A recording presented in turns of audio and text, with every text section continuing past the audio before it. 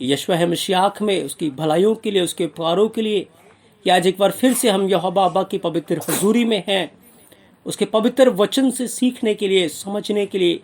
और मैं विश्वास करता हूं कि आज के वचन के द्वारा आप सब बहुत सारे आशीषों को, बरकतों को हासिल करेंगे प्रिय अज़ीज़ों। तो आए हम इज़राइल के लिए, यरूशलेम के लिए भी प्रार्थना करें कि मेरा यहोवा अब्बा इज़राइल को, यरूशलेम को शलोम की आशीषें दे और इज़राइल की जो खोई हुई भेड़ें हैं वो यशवा है मसीह के नाम से बचाए जाएं, उद्धार पाएं। आप ज़रूर इज़राइल को, यरूशलेम को अपनी प्रार्थनाओं में याद रखें, क्योंकि जो यरूशलेम के प्रेमी हैं वो सच में शलोम में रहेंगे, वो शांति में रहेंगे। यहोवा का हाथ उन्हें हमेशा संभाल कर रखेगा प्रिय अज़ीज़ों। यहोवा आप सबके साथ हो प्रिय अज़ीज़ों। तो आज का जो हमारा विषय है, जो कि आप सब जानते हैं, वह है लगातार आत्मा में प्रार्थना करने का रहस्य। सच में आज हमें जानने की ज़रूरत है कि आत्मा में प्रार्थना करना क्या है, और यीशु मसीह ने क्यों इस बात को कहा कि तुम लगातार प्रार्थना करते रहो, प्रार्थना में सुस्ती बिल्कुल भी मत करो। और यदि एक प्रैक्टिकल लाइफ के अंदर आप देखेंगे तो हर इंसान को बहुत सारे काम होते हैं। सुबह उठना है, नहाना धोना है, ऑफिस जाना है, या घर के काम काज करने हैं, और स्कूल जाना है बच्चों को, और बहुत सारी बातें हमारे दिनचर्या के अंदर ऐड होती है। और उस दिनचर्या के अंदर क्या ये पॉसिबल है कि हम लगातार प्रार्थना करते रहें, हम 24 घंटे प्रार्थना में बने रहें? ऐसा कैसे संभव हो सकता है? अगर हम इसे प्रैक्टिकली देखें तो हम ये पाएंगे कि ऐसा करना बिल्कुल भी असंभव है। हम नहीं कर सकते, हम 24 घंटे प्रार्थना में नहीं रह सकते। लेकिन मैं आपको बताना चाहता हूँ आत्मिक रीति से, आत्मिक तरीके से हम किस प्रकार से 24 घंटे प्रार्थना में रह सकते हैं, और आत्मिक तरीके से किस प्रकार से हम प्रार्थना में रहकर बहुत सारी परीक्षाओं से और बहुत सारे आने वाले समस्याओं से, कलेशों से में हम यीशु मसीह की आनंद को, यीशु मसीह की हजूरी को अपने जीवन में महसूस कर सकते हैं प्रिय अज़ीज़ों। तो मेरा धन्यवाद यहोवा आपको बहुत सारी आशीषें और बरकतें दे। हमारे वचन की हम शुरुआत करते हैं मत्ती 26 अध्याय उसके 41 वचन से। यहाँ पर लिखा, यीशु मसीह ने कहा, जागते रहो और प्रार्थना करते रहो कि तुम परीक्षा में ना पड़ो। आत्मा तो तैयार है परंतु शरीर जो है वो दुर्बल है। यीशु मसीह ने बताया कि आत्मा तो तैयार है, आत्मा तो प्रिपेयर है 24 घंटे प्रार्थना करने के लिए, पर शरीर जो है वो निर्बल है, वो नहीं कर सकता 24 घंटे प्रार्थना, पर आत्मा कर सकता है। अब याद रखें, जय उसी व्यक्ति की होगी जो अपनी आत्मिकता के द्वारा, आत्मा के द्वारा शरीर के कामों को मारेगा, जिसका आत्मा शरीर के ऊपर जयवंत है, हावी है। लेकिन बहुत सारे आज विश्वासी लोग ऐसे भी हैं जिनका शरीर आत्मा के ऊपर हावी है। याद रखें, यदि हम आत्मा के द्वारा, वचन कहता है, शरीर के कामों को मारेंगे, शरीर के ऊपर जय प्राप्त करेंगे, तो हम जयवंत से बढ़कर हम जयवंत हो जाएंगे यहोवा के राज्य में। लेकिन यदि शरीर हमारे ऊपर हावी है, हम शरीर के अनुसार चलेंगे, शरीर को जो अच्छा लगता है, कानों को जो सुनने में अच्छा लगता है, आंखों को जो देखने में अच्छा लगता है, हमारे मन को जो अच्छा लगता है, जब हम वो करेंगे तो याद रखें हम फिर आत्मिक रूप से हारते जाएंगे और आत्मिक रूप से हम प्रार्थना में निर्बल हो जाएंगे।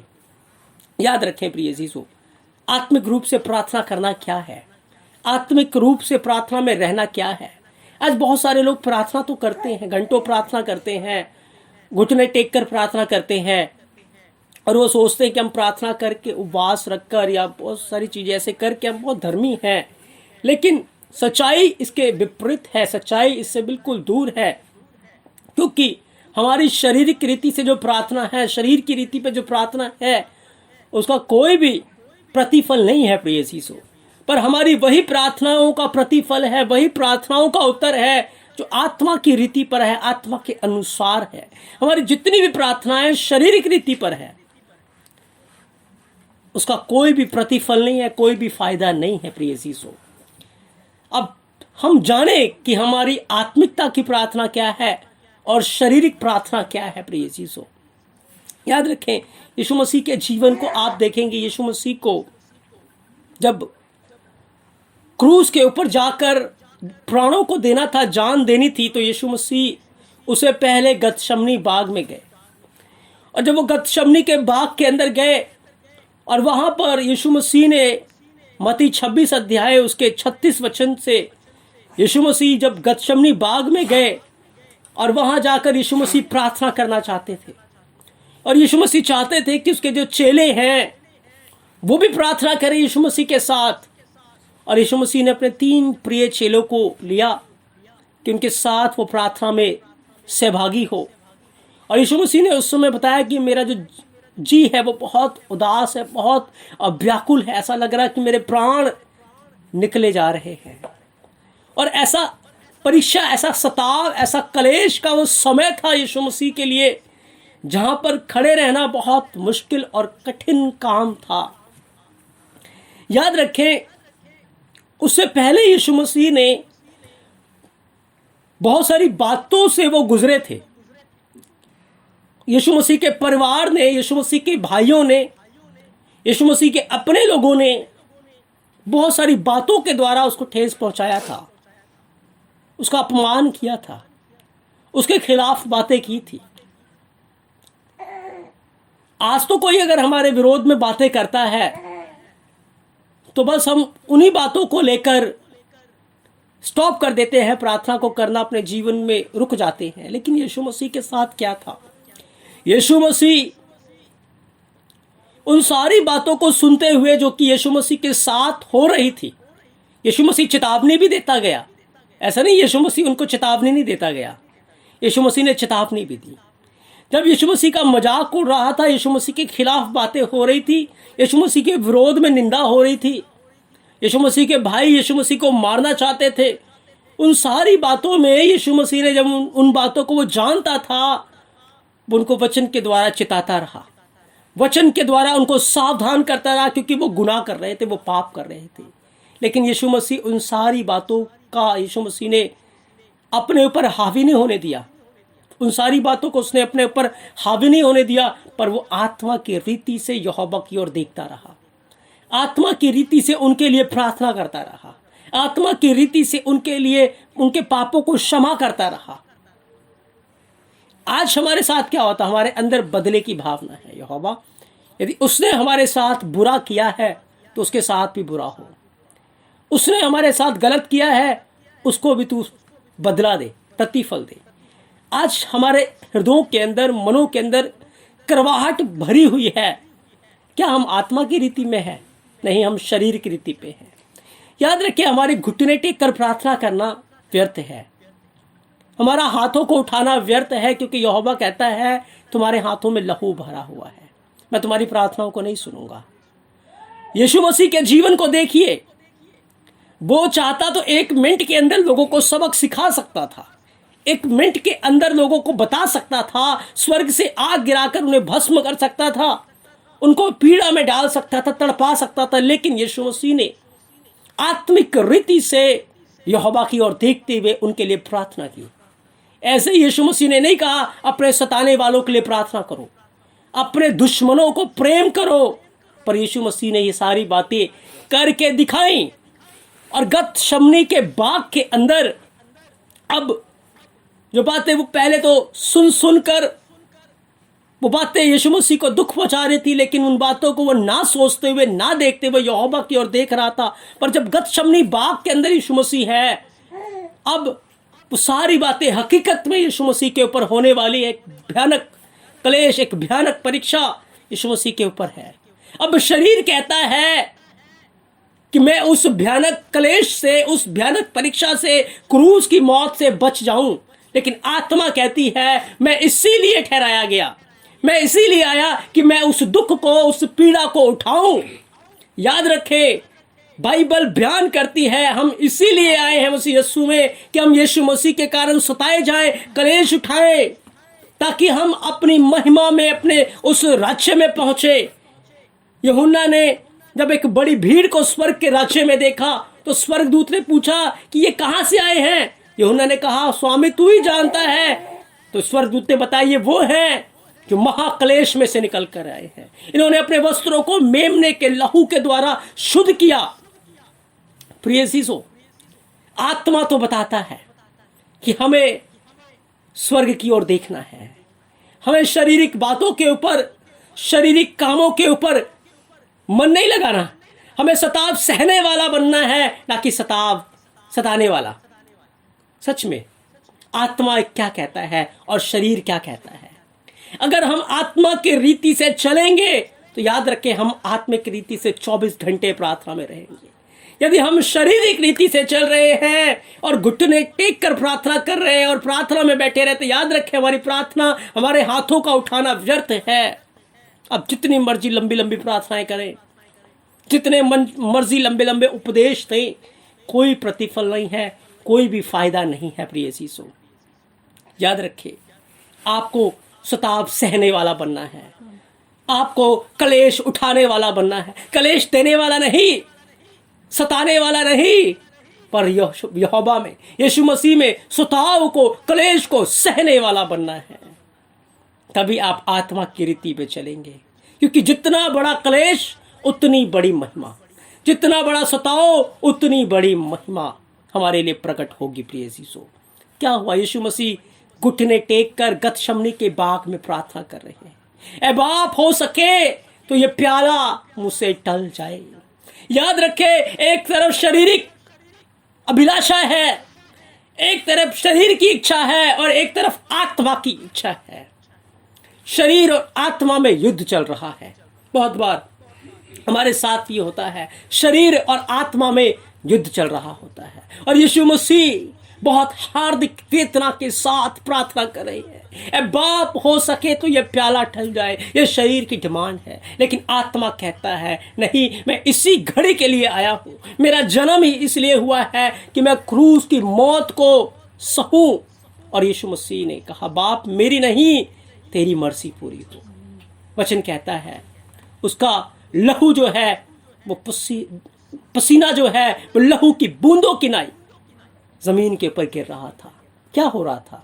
उसने शरीर की इच्छाओं को मारा, क्योंकि वो अपमान सहना शरीर को नहीं भाता था, उस दुखों को सहना शरीर को पसंद नहीं था। यीशु मसीह ने पसीने को लहू की बूंदों की नाई बहा कर क्या किया? उस गतशमनी बाग के अंदर शरीर की इच्छाओं को त्यागा, शरीर के ऊपर आत्मा जयवंत रहा। आज भी हमारे साथ होता है, शरीर आदर चाहता है, शरीर सम्मान चाहता है, शरीर अच्छा सब कुछ चाहता है, लेकिन आत्मा चाहता है कि वो यहोवा के स्वरूप में, यीशु मसीह के स्वरूप में बने।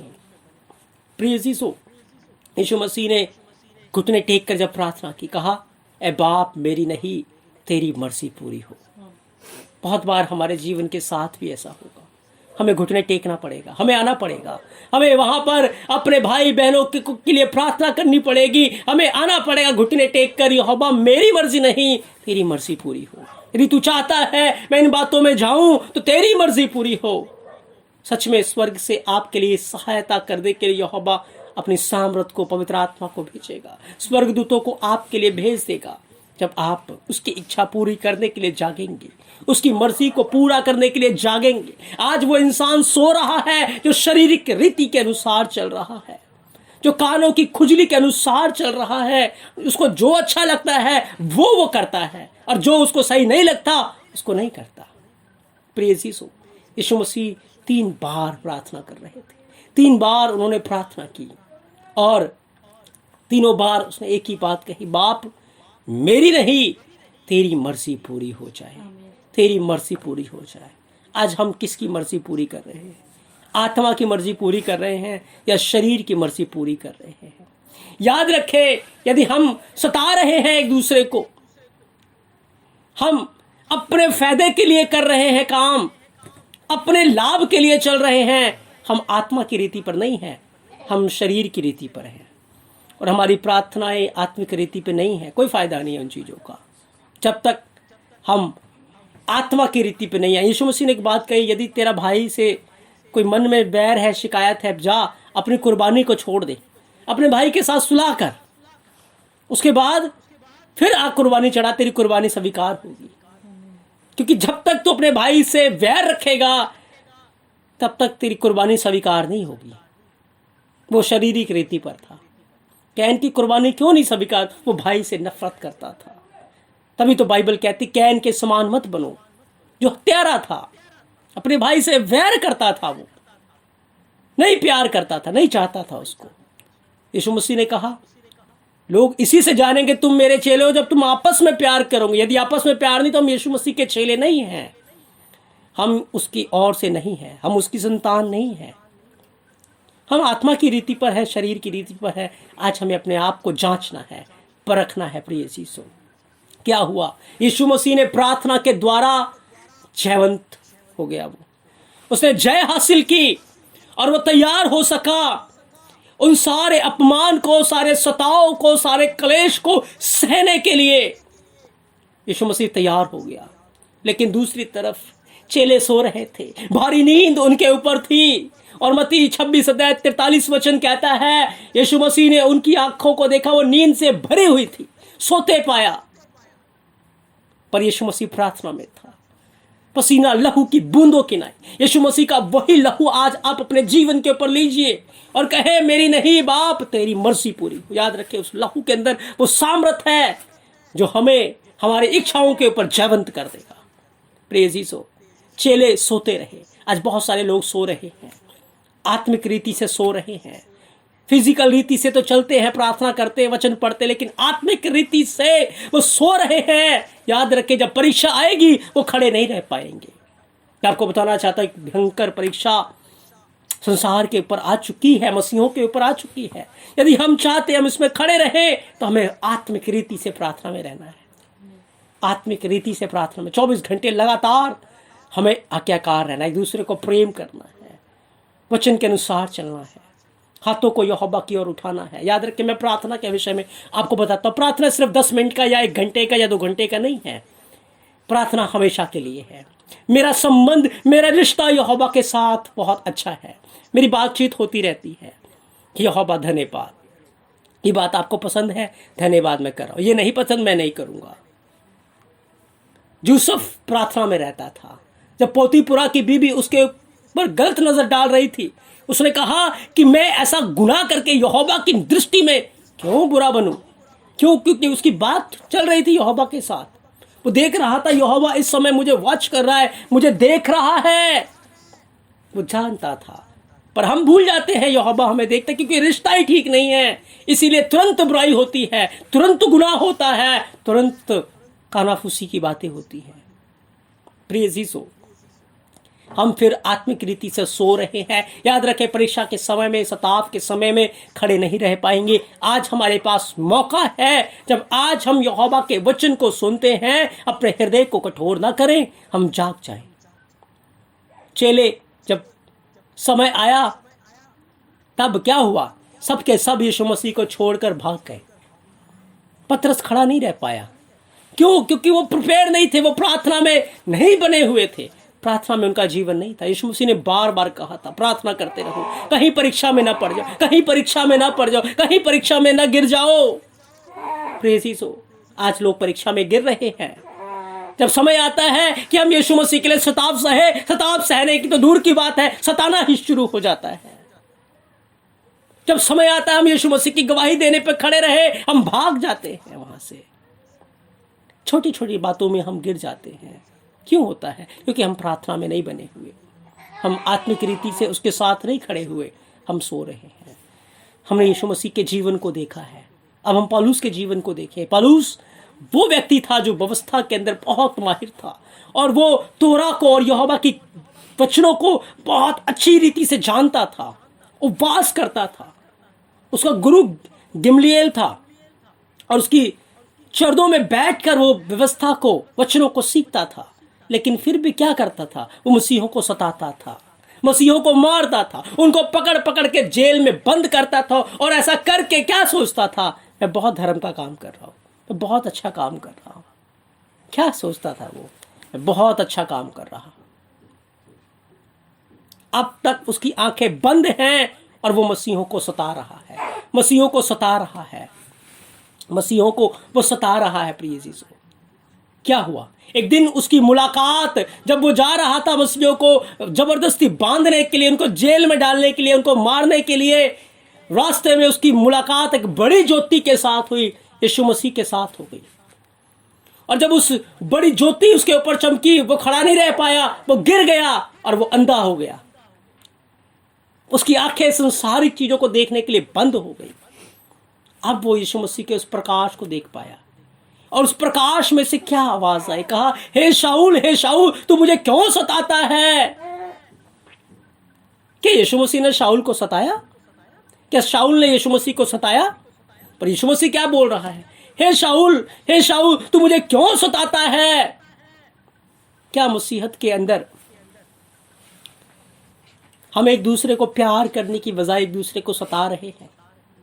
हम भी सताते हैं एक दूसरे को, हम भी एक दूसरे के खिलाफ बोलते हैं। याद रखें, ये काम हमारा नहीं है, ये काम दुष्ट का है। दोष लगाना दुष्ट का काम है, सताना भी दुष्ट का काम है, हमारा काम नहीं। यीशु मसीह ने कहा, शाऊल तू मुझे क्यों सता रहा है। हम जब एक अपने भाई बहनों को सताते हैं, याद रखें, हम अपने भाई बहनों को नहीं सताते, पर यीशु मसीह को सताते हैं। हम यीशु मसीह को सताते हैं। हम जो कुछ भी वचन के अंदर लिखा अपने छोटे से छोटे भाई या बहन के साथ करते हैं, वो किसके साथ करते हैं? वो यीशु मसीह के साथ करते हैं। तो हम जब वो गलत करते हैं तो क्या हम जागते हैं? क्या हम घंटों प्रार्थना में रहें और हम कहें हम बहुत धर्मी हैं? कभी नहीं। प्रिय यीशु, जब हम उनको प्यार करेंगे, जब हम सताव को सहेंगे, जब हम दुखों को उठाएंगे, तब हम आत्मिक रीति से प्रार्थना में रहेंगे। जब हम उसकी आज्ञा का पालन करेंगे, हम प्रेम करेंगे, हम वचन के अनुसार चलेंगे, हम अपने आप को छोटा करेंगे, अपने आप को शून्य करेंगे, अपने आप को दीन करेंगे। हम यहोवा से बात करते, हमेशा हमारा ध्यान लगा रहेगा, यहोवा मुझे देख रहा है, उसकी आंखें मुझे देख रही, यीशु मसीह मुझे देख रहा है। जब हमारा हमेशा हमारे मन के अंदर यहोवा का भय बना रहेगा कि मैं बुराई नहीं करूंगा, यहोवा मुझे देख रहा है, मैं गलत नहीं बोलूंगा, यहोवा मुझे देख रहा है, मैं बुरा नहीं सुनूंगा, यहोवा मुझे देख रहा है, मैं बुरा नहीं करूंगा, यहोवा मुझे देख रहा है, तब समझ लीजिए आप आत्मिक रीति से प्रार्थना में हैं। आप आत्मिक रीति से प्रार्थना में हैं, क्योंकि आप जब ये समझ जाएंगे कि यहोवा की आंखें हर समय आपको देख रही हैं, जब आपके मन के अंदर ये बातें आ जाएंगी, तब आप आत्मिक रीति से प्रार्थना में हैं। क्या हुआ? जब शाऊल ने यीशु मसीह की ज्योति को, उसके जलाल को देखा, उसका जीवन बदल गया, वो अंधा हो गया और वो यहोवा के लिए जाग गया, संसार के लिए सो गया।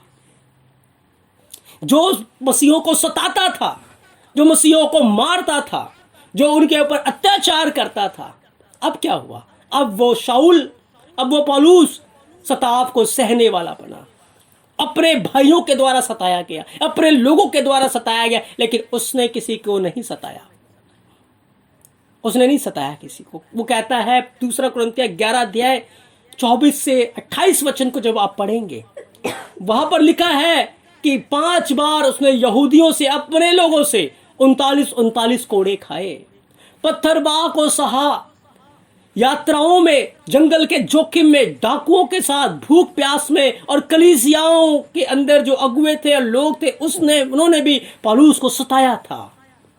लेकिन सब बातों में पौलुस उन सताव को सहते हुए यहोवा की ओर देखता रहा, यीशु मसीह की ओर ताकता रहा और आत्मिक रीति से प्रार्थना में बना रहा। प्रिय यीशु, हम क्या कर रहे हैं? हमारा जीवन आज कहाँ है? हमें जागने की जरूरत है। हमें अपने कामों को, अपने शब्दों को, अपने जीवन को ठीक करना है और हमें आत्मिक रीति से प्रार्थना में रहना है, शारीरिक रीति से नहीं। क्योंकि जो शारीरिक रीति से चलते हैं वो नहीं खड़े रह पाएंगे, वो नहीं बने रह पाएंगे, पर जो आत्मिक रीति से चलते हैं वही यहोवा के राज्य में जा पाएंगे। प्रिय यीशु, पौलुस का जीवन बदला। जो सताने वाला था वो सताव सहने वाला बन गया, जो कलेश देने वाला था वो कलेश सहने वाला बना। और उस पौलुस ने क्या लिखा?